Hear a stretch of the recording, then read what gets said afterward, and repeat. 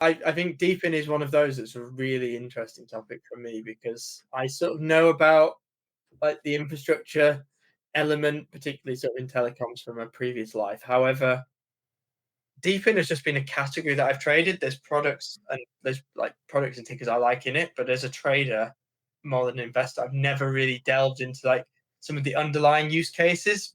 But I'm aware of sort of the future of like physical AI and robotics, etc. But I think it would be really interesting to dive deeper into it.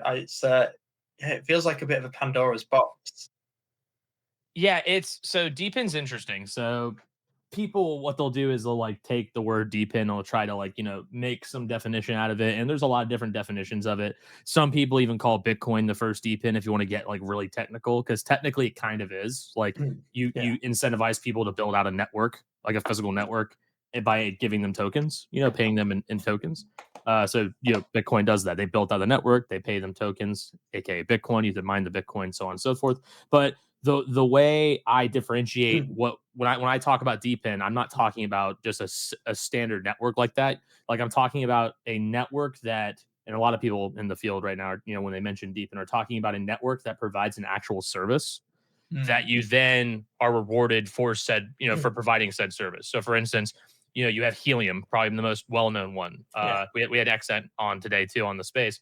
But you have Helium, which essentially I, as a Helium node operator, am incentivized to purchase said Helium hotspots and then install them at places where I know they'll be used. So like really busy places, because AT&T and T-Mobile offload their data to the hotspots, and they paid Helium for that, and then Helium pays the node operators for that via the token.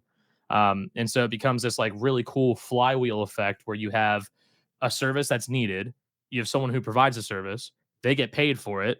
The people who basically sold you the equipment, they get paid because they bought, you sold the equipment, or sorry, you bought the equipment from them. But they also take a portion of the revenue that's earned by the network, and then they, so on and so forth. So it becomes this like crazy circular flywheel that just like spins upward. And that's essentially what DePIN is in a nutshell, using Helium as a primary example.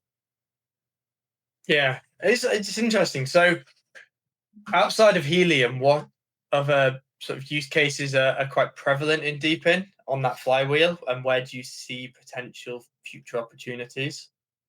Yeah, I mean, honestly, there's so many. There's some that we don't even know about yet. Like, honestly, there's just so many. The most popular ones, I would say, right now, obviously, telecom. Mentioning helium, but then there is, oh my god, I almost blanked. There's a really popular one called GeoDnet right now. I don't know if you Mm. know what GeoDnet is. It's GEOD is the token. I've heard the ticker. No, I Yeah, don't yeah. know what it So does. GeoDnet, what they do is they're essentially helping GPS be more accurate. Like they're building a GNSS RTK network. It's a real-time kinetics network. Kinematic, I think the K might be, but I'm probably butchering that. Anyways, what they do is they incentivize people like myself, and they say, "Hey, William, buy this node from us." And the node is a device that essentially acts as a middleman between Mm, anything that's trying to ping a GPS to the actual GPS satellite. Because the problem with GPS right now is that it's not as accurate as it should be. And in a world where you have a lot more autonomous vehicles driving around, you have AI becoming more prevalent. You need those things to be extremely accurate. You don't mm. want your self-driving Tesla to just drive, 10 meters off course, right? Because Yeah, GPS was lagging. And you've seen GPS on your phone before, right? Like yeah, sometimes, yeah, sometimes your icon is like way off, and you're like, "What the yeah. hell, dude?" And so what GeoNet does is it fixes that by creating a network of Mm, middlemen that ping those devices and essentially provides centimeter level accuracy. So as opposed to meters mm, accuracy, like in the Tesla example, I said 10 meters, off, 5 meters yeah. off. You have 1 centimeter off or two Mm, centimeters off, as opposed to 2 meters, which is a huge difference. So that's just one use case. Um, all those all those companies that need that service then pay GeoNet for the service, and then GeoNet pays the node operators accordingly. Again, another flywheel there. So that's just one extra use case. You also have things like okay. Nadix, Alki, all these AI ones that are basically helping train AI. They're training physical AI by incentivizing people to share their cell phone camera data. So like I'm filming while I'm driving on my phone, And Nadix takes that, all that traffic data that it's collecting, all my driving data it's collecting, and sells that data to companies like Grab and Lyft and all these like rideshare companies so they can use it for their autonomous vehicle programs. And so that data is extremely valuable. And in Aoki's case, Aoki's helping build uh, a network, a perception network, essentially training AI to understand the real world around it. And you wouldn't really think that's super valuable Mm. until you start breaking it down, and you're like, wait a minute, like robots have no idea what's going on around them. Yeah. How do we do that in a privacy preserving way? Oh, we can incentivize people to install these QR codes in their buildings or in their business places, their commercial business places. And you utilize these apps that we build to help train the AI that they're going to eventually buy these robots, and these robots will then be able to navigate the store Mm. appropriately. So that's just AI use cases there. There's also aviation and weather. So you have a company called Wingbits. That's WINGSWIB. Sorry, BITS. It's Wingbits. Their token Wings is coming out pretty soon. Um, Aviation. You wouldn't believe how large the aviation tracking market is, I can because imagine. people don't think about like tracking flights, and how difficult that is. But apparently, it's extremely difficult. The aviation industry has relied on the kindness, the charity and kindness of flight enthusiasts since like the Mm. 1980s, and so essentially the aviation industry, along with a handful of companies, has they've purchased this. So not purchased, they've stolen this data from. When I say steal to be like dramatic, but like obviously there's a trade off. Yeah. They took this data from these flight enthusiasts who basically were told to install these antennas outside of their houses, and Mm. they said, "Hey, we'll give you access to this cool map, this cool like aviation data map if you want it, in exchange for all the data you're feeding us." And all that data is worth like $20 billion, like annually, like Yeah. billions of dollars. And the people providing the data were getting paid shit. Like they're not getting paid anything, bro.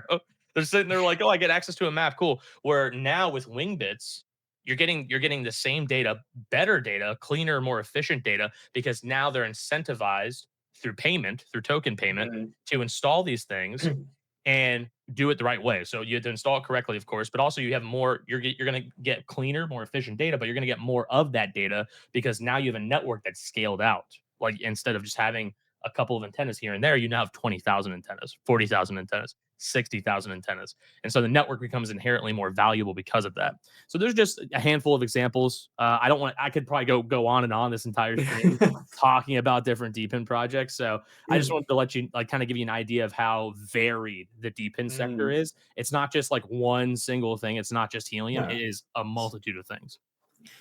Yeah, it's a layer. It's a lot of different layers. I find it really interesting because obviously, I think from sort of the monopolistic point of view from infrastructure is it tends to be the build out's really slow, and I think that's inhibited a lot of the innovation. Certainly, of the application layer on top, it feels like a lot of these deeper projects are trying to bridge that gap and almost sort of add a little bit more impetus to get the infrastructure in quicker to then allow more to be built quicker on top on the Yeah. application layer. Yeah, you can scale faster with a DePIN. That's the whole Yeah. thing. Is like I can build a network quicker and more robust than something Mm. that currently exists. And that's why companies like AT&T are jumping at the chance to use helium, because they're like, oh my God, like this network's being built out exponentially faster than anything that we could build out. And it's so much cheaper for us to just use theirs instead of building our own. So Yeah. yeah, it's just a win-win for them. Like they save money and they get a kick-ass network to use. Yeah. And in terms of the build out of the network, then how, from a telecoms perspective, sort of relating it to that, is how does that work? A, from sort of a regulatory point of view, and B, like, are you putting them in places that there isn't a hotspot, or is there places that where the signal isn't particularly good, or is it places where there's a lot of traffic in and the signal probably isn't good enough in its current form? Yeah, you're putting it so in Helium and XNet's case, your goal is to put it in high traffic areas where Mm. there's lots of people using cell phones, because cell phone towers, I mean, you've Mm. worked in telecom. Cell phone Yeah. towers are very expensive, they're bulky, they're really cost intense in terms of maintenance. And they just take too much time to build. And you can't build new ones really. Like you can build new ones now, but like it's not as feasible. Like a network's already kind of been built out. They're trying to add new features to it, allow more bandwidth to be onboard to these towers. But the reality is you're going to have an increase of data usage over time exponentially as more and more people buy Mm. phones, more and more people are consuming more and more data, you have population increase, so on and so forth. Yeah. And these towers can't handle all of that. They can't handle all that increased growth. And so, how do you then service all those people and provide them adequate cell phone data? Well, you can use Wi Fi. Yeah. Okay, perfect. So, how do we ensure that there's adequate Wi Fi installed everywhere? Oh, let's pay people to do it, you know? Mm. And that's where Helium comes in. So, I think that when you have a use case like that, especially in telecoms, and you have an easy understanding of, hey, cell phone service sucks in here, and there's a lot of people inside this building, I can make it better by installing this hotspot, this unit. Clear use case, people understand. Hosts are more likely to let you install that thing, and Mm. then bam, you guys both make money. It's pretty straightforward. It's not like this crazy complex thing where I have to like explain liquid staking protocols or like LPs to like a host and go, Yeah. hey, this so you're gonna arbitrage this trade right here, and then you and I are both gonna make money. They're like, what the fuck, dude? No, I'm good.